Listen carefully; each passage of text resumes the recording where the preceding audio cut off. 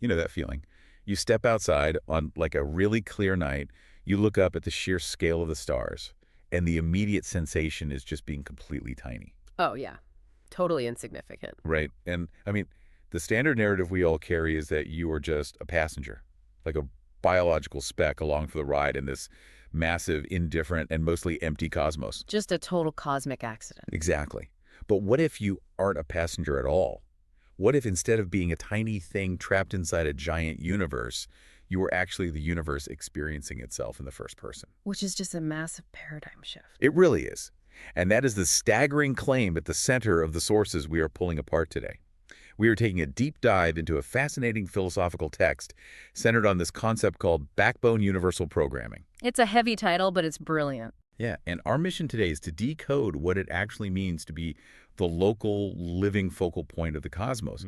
And more importantly, we're going to reframe why your moments of emotional or mental breakdown are not like biological glitches. They are perfectly designed features of this universal system. Yeah, because it's a text that requires you to just completely dismantle your fundamental assumptions about reality. I mean, the core argument here is that the universe operates on a deep, underlying organizational logic. Right. And every single human experience, especially the incredibly messy ones, is a direct functional expression of that logic. Which challenges pretty much everything modern culture teaches us about self-control, right? Yeah, About what it means to be a coherent person and what it actually means to have a backbone. definitely. So to understand how a personal breakdown fits into the grand scheme of astrophysics, we kind of have to start with the text's radical definition of what the universe actually is. Let's do it. The source material makes this foundational claim right out of the gate. It says, the universe is self. And it issues a very stark warning that we should not read that as a metaphor. Right, because the tendency is to read a statement like that as, I don't know, some sort of poetic compliment to human consciousness. Like, oh, we have such vast minds, we are the universe. Exactly. But the text is being literal here. It is arguing that interiority, like the actual phenomenon of having a point of view and inside a subjective experience of being here rather than just being a physical object over there, Yeah. it's saying that is not a late-stage biological accident. But that completely runs counter to the standard scientific timeline. I mean, the usual story is that the universe was just dead, inanimate matter bumping into itself for billions of years. Right.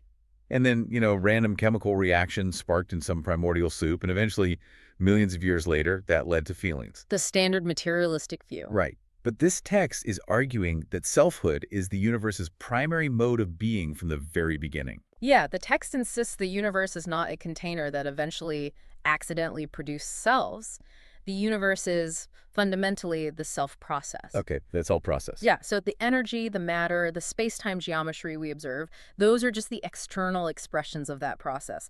The self is the actual ground floor of reality. Wow. So biology didn't invent the inside. Biology just provided a highly complex, localized lens for that inside to look out through. Which, when you think about it, that reframes so many ancient philosophical traditions. Oh, entirely. Like the text brings up Vedanta, specifically that core Hindu understanding that Atman, the individual soul or self, and Brahman, the ultimate universal reality, are ontologically identical. Right. And it's so easy to dismiss that as just ancient mysticism. But the text is grounding it in this exact structural logic. They aren't related by scale.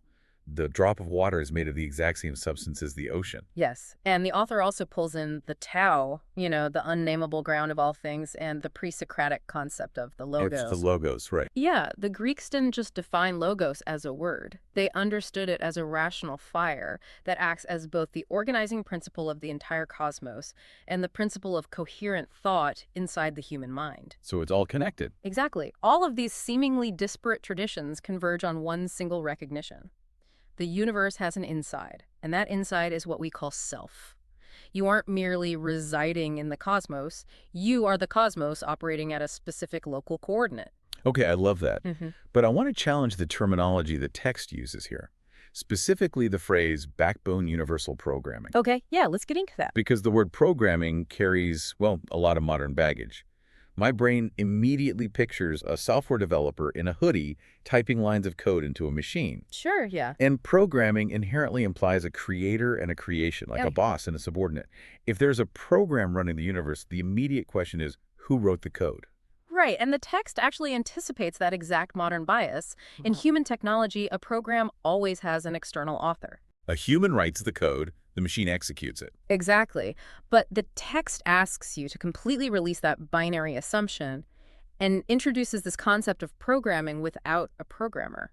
Okay, but how does a program write itself without, like, consciousness directing it from the outside? So the text uses the analogy of crystal growth, which I think beautifully illustrates the mechanics of this. Think about a quartz geode forming deep underground. Okay, picturing a geode. There is no microscopic architect inside the rock directing each individual atom where to go. Right. There is no external blueprint being imposed on the silica. Well, the atoms just self-organize. But I have to push back there because a crystal is just basic thermodynamic law, right? Atoms are just locking into the most energy-efficient structure available. Sure. So comparing the physical chemistry of a rock to human consciousness feels like a massive leap. It is a leap, but it's intentional because the underlying mechanism is identical. The atoms in that crystal are organizing according to the inherent energetic logic of their own nature. Their own nature. Yeah, the crystalline structure isn't forced upon them from above. It is expressed from the inside out. It's the atom's own nature becoming visible at a larger scale. I see. And the text scales that concept up infinitely. The universe isn't following instructions from a transcendent author hovering outside of existence. So it's all self-generating. Right. The deep grammar of how existence organizes itself, how complexity naturally emerges from simplicity, how consciousness eventually localizes into a specific point of view, that entire self-organizing process is the universal programming. Meaning the logic is built into the materials themselves. Exactly. Which means knowing yourself, analyzing your own mind and your own reactions isn't some self-indulgent narcissistic exercise. No, not at all. It is a literal cosmological project. Like, by figuring out how you naturally operate, you are reading the universe's programming at your specific location in space and time. Authentic self-expression is just the natural order running faithfully through you. Yes. Which brings up the physical reality of the human body, because if Yeah. we are the universe expressing its deep organizing logic locally, just like those atoms in the quartz crystal, Right. where does that structure physically manifest in our biology? Well, this is where the text introduces the concept of the backbone. Hmm. And it uses the term in a very rigorous structural way. Yeah, it's not a metaphor here either. Right. A backbone is a specific category of architecture. It does not direct action, it does not issue commands or govern through rigid rules. Its entire function is simply to hold. Because without a central holding structure, everything else just collapses into a chaotic pile. A puddle on the floor. Pretty much. Wow. With a backbone, the rest of the system, the muscles, the organs, the limbs, they all have the freedom to move, articulate, and orient themselves in three-dimensional space. The backbone provides the access for freedom. And humanity has recognized this structurally for thousands of years. I mean, every major cosmological tradition features an axis mundi, a world center. Oh, absolutely. The text references Yggdrasil, the massive world tree in Norse mythology, whose central trunk acts as the spine holding all 9 realms in place. Right, cosmic tree. And it brings up Mount Meru in Hindu, Jain, and Buddhist cosmology, which is the central peak around which all physical and spiritual universes rotate. Even shamanic traditions globally rely on a world pole, or like a central tent pillar that provides vertical orientation to the heavens. Exactly. And the common historical dismissal is that these myths were just primitive, unscientific attempts at astronomy. Just people making up stories about the sky. Right. But the text argues they're actually sophisticated articulations of a profound structural truth. Existence requires an axis. A center point. Yeah, the universe organizes around a centralizing polarity. And for the human being living in a gravity-bound system, that cosmic axis isn't a metaphor. It is literally your spine. The text dives heavily into somatic philosophy here, which is the idea that the mind and the body are not separate entities. They are completely intertwined. Right. Your biology is your psychology rendered in physical tissue. So the argument is that the human spine isn't accidentally copying a cosmic structure due to, like, evolutionary convenience. It's deeper than that. Way deeper. The body is the universe expressing its axial organization biologically. The physical backbone running down your back is the backbone of universal programming made tactile. Because your entire nervous system, right, the biological wiring that allows you to even perceive the universe, runs directly through that central axis. Yes. Your breath, The rhythm of your life force moves in constant relationship to it. So posture is no longer just about ergonomics. It becomes a direct expression of how you relate to your own organizing center. Let's apply that to daily life for a second. Okay. When you are exhausted at 3 p.m. and you're slumping over your keyboard, dragging your head toward the desk, you aren't just having bad posture. No. From a somatic perspective, you are making a physical, expressive statement about your relationship to your cosmic axis. You are physically demonstrating a collapse in your organizing logic. Which is fascinating because the body possesses its own profound intelligence. Finding your backbone in the context of this text is about locating the structural integrity inside you that holds up when the pressures of your environment are actively trying to bend or collapse you. Right. When you align that physical and mental axis, you are embodying the universe's organizational logic at the human scale. Okay, but if the spine is this cosmic backbone holding us together, what happens when we inevitably lose it? Because, I mean, everyone breaks down. Sure. Does the cosmic backbone fail when we have a massive emotional collapse? So the text addresses this by introducing its most counterintuitive and honestly, arguably its most liberating framework. I love this part. Yeah, modern society trains us to view our deepest orientation in life as a pursuit of coherence. We're supposed to hold it all together, remain strong, and make rational sense of our circumstances at all times. Never let them see you sweat. Exactly. And under that framework, a breakdown is an objective failure. Yeah, when you lose your temper or when you just start sobbing uncontrollably, the immediate internal response is this feeling of brokenness. You feel like the structure failed. But the source text argues the exact opposite. It introduces the concept of incoherence. Capital I, incoherence. Right. Which it defines practically as crying, rage, deep confusion, or really any moment when your mental and physical system fails to hold its normal, rational logic. The messy stuff. The really messy stuff. And the text states unequivocally that incoherence is not a failure of the backbone. It is a pressure valve. And pressure valves are not malfunctions.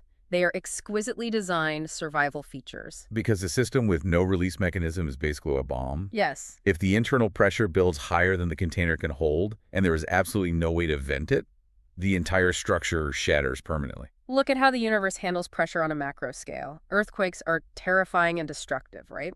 But there are necessary pressure valves for tectonic systems. If tectonic plates couldn't slip and vent kinetic energy, the Earth's crust would just tear itself apart. Storms are pressure valves for the atmosphere, dissipating thermal imbalances. The text even uses economic crises as an example of a pressure valve in financial systems, which I have to admit, that one really gave me pause. It's a tough pill to swallow. Yeah, because market crashes ruin livelihoods, they devastate entire communities, so calling a massive recession a feature of a system feels incredibly callous. It does sound callous if you view the system strictly through the lens of human comfort. Right. But the text is viewing it through the lens of structural survival. When excess accumulation and unmanaged risk create too much tension in a financial system, a correction is mathematically inevitable. It has to happen. Exactly. The crash is the local incoherence that dissipates the excess toxic energy so that the larger market architecture survives and can actually rebuild. Right. The universe doesn't opt for total rupture, it vents. Which brings us to what I think is the most vital distinction in the entire text. The difference between a rule and a valve. This is huge. Let's put you, the listener, in a really visceral scenario. Say you have been working 80-hour weeks, the stress is just suffocating, and you are sitting in a high-stakes meeting. We've all been there. Right. And suddenly the pressure spikes, and you just start crying out of pure, unadulterated frustration. The corporate world, and society at large, tells you that you just broke a rule of professionalism. And the required response is deep shame. Yes, exactly. You were supposed to swallow those tears, apologize, and force yourself back into coherence. But this text argues that by swallowing it, you are actively suppressing a vital survival mechanism. And that suppression is the core tragedy the text identifies in modern psychology. We constantly confuse rules with valves. A rule is prescriptive. It carries moral weight. Like, thou shalt not. Right. A rule dictates what should or should not happen. If you break a rule, you committed an error. You failed. But a valve has no moral alignment. None whatsoever. A valve is purely descriptive. It is a mechanical descriptor of reality. A valve doesn't possess an opinion on whether pressure should be building. It just knows that it is. Exactly. It simply dictates a mathematical threshold.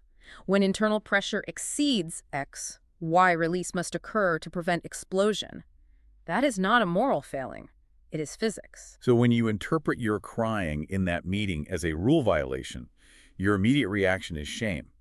And shame forces you to shut the valve off manually before the excess pressure has actually been vented from your nervous system. And the text issues a very clear, very stark warning about that behavior. When you suppress the valve, the pressure does not magically dissipate. It has to go somewhere. It remains trapped in the system. It continues to build, but now you have disabled the release mechanism. You are virtually guaranteeing a much more devastating, potentially permanent structural rupture later on. Like a severe physical illness or a total psychological collapse? Exactly. The body's incoherence, the tears, the physical shaking during an adrenaline dump, the flash of rage, that is somatic wisdom acting on your behalf. It is the universe's pressure valve system made personal. Hmm. Your biology knows exactly when to vent and in what direction to preserve your ultimate structural integrity. It demands a total paradigm shift. The goal is to stop performing coherence as a social rule and start allowing the actual backbone to do its job, which includes venting when necessary. Okay, but if we drop the shame and actually allow our pressure valves to open, how do we navigate the aftermath? Like, does this mean we just surrender to constantly breaking down everywhere we go? Well, no, the text balances this with the concept of self-programming. Okay. Since the universe is aware of itself through our consciousness, we are not just passive machines suffering the whims of cosmic law. We have the capacity to observe our own mechanics and consciously cooperate with our deep organizing logic rather than fighting a war against it. So we have the ability to read our own system load. Exactly. By redefining incoherence as a pressure valve, you replace shame with curiosity. I love that. Yeah. After you break down, you don't punish yourself. You ask the structural question. What built up? What external conditions is my system operating under that cause the internal pressure to reach a critical threshold? So if your system is constantly firing its pressure valves, like if you are sobbing in your car every single day after work, that is not an indictment of your character. No. It doesn't mean you are a weak, broken person. It is objective, descriptive data. It simply means your system is operating under chronic, excessive load. The environmental conditions are hostile to your structural integrity. And the data is telling you to change the environment. If you alter the conditions and reduce the external load, the valves will naturally return to their baseline function. Just normal venting. Right, providing occasional healthy releases of genuine excess rather than constantly screaming under the weight of a chronically misaligned life. The text also explores the opposite extreme, which is arguably much more dangerous. What happens to a system whose valves never open? Right, because we all encounter people who pride themselves on never cracking. They never show emotion, they never lose their temper, they project this image of absolute unbreakable coherence. The stoic ideal. Yeah, but the text argues this is the most precarious structural state a human can exist in. Really? Yes, either they are living a completely unchallenged, stagnant life, which is rare, or their natural relief architecture has been totally overridden by rigid, rule-based psychological control. Wow. The pressure is accumulating every day, but it has nowhere to vent. It totally calls to mind the engineering difference between a rigid brick wall and a modern skyscraper. Oh, that's a perfect analogy. Yeah, like a brick wall appears incredibly strong and coherent. It doesn't move, but the moment an earthquake hits, because it has no capacity to yield or sway, it just cracks and turns to rubble. Whereas a skyscraper is engineered to sway several feet in the wind. Its strength is entirely dependent on its ability to be flexible, to yield to the pressure without losing its central axis. Exactly. True coherence isn't about being an unbreakable, unfeeling brick wall. The deepest coherence is the coherence of a living structure that endures specifically because it knows how and when to release. And the text concludes that universal programming doesn't demand perfection from us, it demands fidelity. Fidelity to your actual biological and psychological nature. Yes. Allowing your humanity, allowing your incoherence, your tears, your messiness, isn't a departure from the cosmic order. It is the very mechanism of being faithfully instrumental to it. The flexibility is what makes the backbone durable over a lifetime. The backbone holds the center, the valve opens to release the excess, and the system continues to thrive. You are not less of the universe when you release. You are acting as its most authentic instrument. Which requires a profound unlearning of the shame we attach to our natural responses. Oh, absolutely. When we drop that shame, we align our personal lives with the actual architecture of reality. To bring all of this together, we began by discarding the idea that you are a tiny passenger, recognizing instead that you are the universe operating in the first person. Yes. We located your cosmic backbone, the internal axis that holds your system together while allowing freedom of movement. And we decoded the immense relief of knowing that your breakdowns, your moments of raw incoherence, are simply necessary pressure valves keeping your overall structure intact. It fundamentally changes how you view your own mind, but it also changes how you view the world around you. It really does. Yeah. And that scales up to a final thought I want to leave you with today. We have focused entirely on the individual, your personal tears, your personal stress, your localized valves. But if the entire universe operates on this self-similar programming, we have to scale the framework up to the societal level. The fractal nature of the text basically demands that we apply this logic to macro-human systems as well. Exactly. So if human society is a macro system expressing this exact same universal programming, what does that reveal about the collective incoherence we are witnessing across the globe today? It's a huge question. Right? Are our massive cultural and social breakdowns, the intense polarization, the widespread economic turmoil, the constant low-level hum of cultural outrage? Are these events simply a giant societal pressure valve, desperately trying to vent before a total structural rupture? If collective incoherence is a feature and not a bug, what is the hidden massive excess load we are all carrying together? That is the real question. And more importantly, how do we, as a global society, learn to read our own system load and allow that pressure to vent safely before the entire human structure bursts? The next time you step outside on a clear night and look up at the sheer scale of the stars feeling small, remember that question. Because you aren't just looking at the universe, you are the universe trying to figure out how to survive its own pressure.